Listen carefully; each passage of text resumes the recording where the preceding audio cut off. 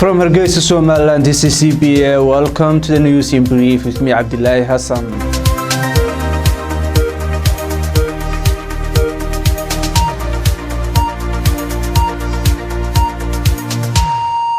Somaliland's Interior Minister Mohamed Kahin Ahmed has issued a warning to the people of Somaliland regarding the expected tropical storm Pawan. Minister Kahin said the people should look out for each other and be prepared for rescue operations.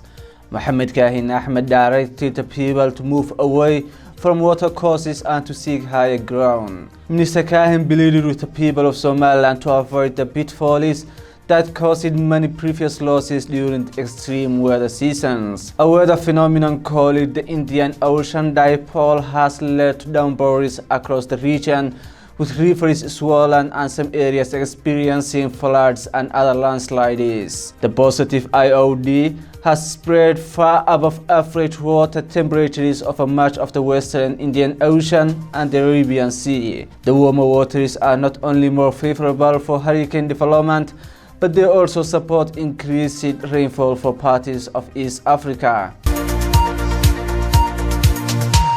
The leader of the Justice and Welfare Party has warned of a plot by Somalia's embassy in Addis Ababa to disintegrate Somaliland. The chairperson of the party accused Somalia's ambassador to Ethiopia of conspiring to disintegrate Somaliland by creating new states that are affiliated with the federal government of Somalia. Faisal Al-Warabi alleged that the ambassador Abdillahi Umar Amme is leading a drive to form a federal state called Makhir in Somaliland's Sol and Sanak regions. Faisal said the former vice president of Puntland, Lieutenant Ambassador, facilitated a meeting between Somaliland's traditional leaders from those regions and IGAD officials to pave the road for the formation of the new state.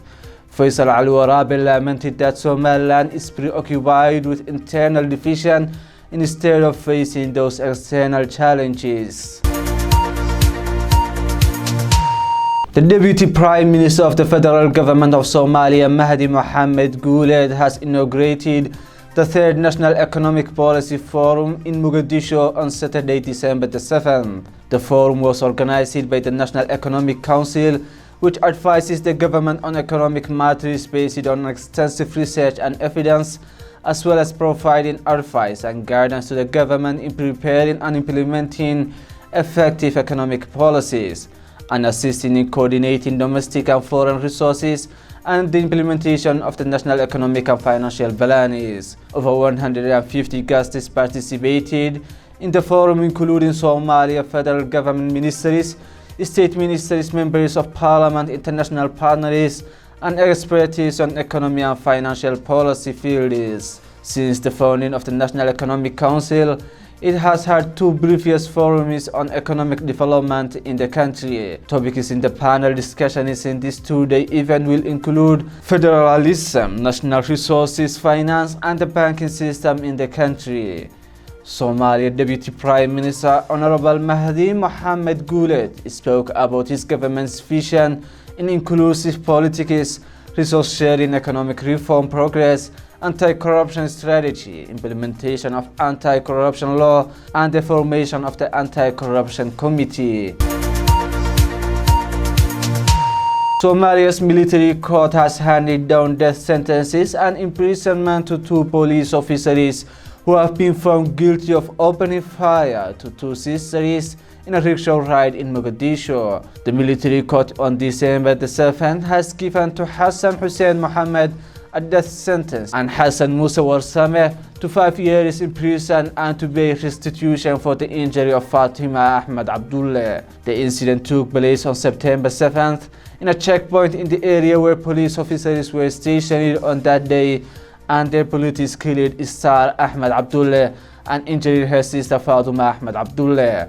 The chairman of the Armed Forces Court, Lieutenant Colonel Hassan Ali Noor Shute, said those dissatisfied with the ruling could file an appeal after his verdict in 30 days. The African Union mission in Somalia, AMISOM, said Friday it is reaching out to civil society, relevant government bodies, as well as other various groups to help strengthen community protection mechanism to prevent the recruitment of child soldiers in the country. AMISOM official was speaking at the conclusion of a two-day awareness workshop on the dangers of recruitment and use of children in armed conflict. The African Union mission in Somalia held a two-day awareness workshop on the dangers of recruitment and use of children in armed conflict. The event held in Kismayo was attended by representatives from the civil society and officials from Jubaland state responsible for child protection. Participants were taken through topics on the rights of children, non-discrimination, the various forms of child recruitment, child survival and development. Speaking during the event, AMISOM Protection Officer Gloria Chase said the African Union mission will step up efforts to conduct programs that are aimed at addressing the recruitment and use of children as fighters in Somalia. She said if communities are aware of the violations against children, they will be empowered and better informed and will take an active role to ensure children are not recruited into armed forces.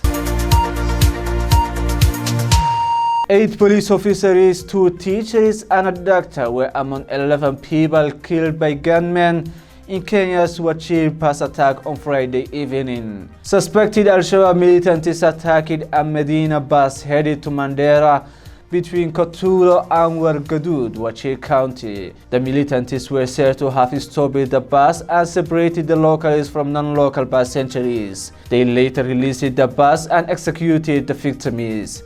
The driver then went back to Kotulo police station with the other passengers.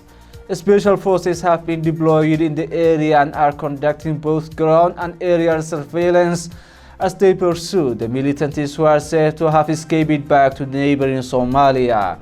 According to police reports, the 8 police officers anti-stock theft unit were returning to their workstations in El Ram, Mandera County. One of the officers is said to have survived after he was dressed in a Somali attire by some passengers to hide his identity. Wachir Governor Mohammed Abdi has condemned the attack and has urged the government to heighten surveillance in the region and not to wait for such incidences to happen for them to act. Thank you for joining us. That was our news in brief. Stay tuned for our full news coverage to Angui.